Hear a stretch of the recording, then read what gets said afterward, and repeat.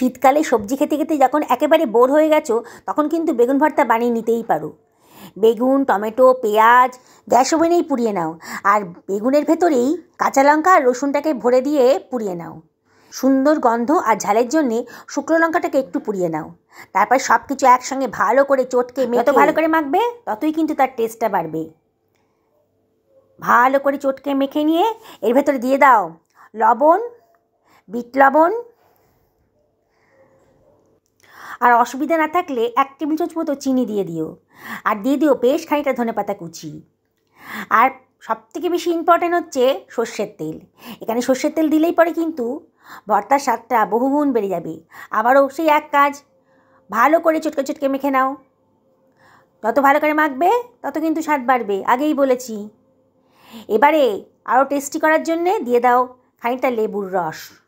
ব্যাস, ভর্তা রেডি। কি গরম রুটি তৈরি আছে তো?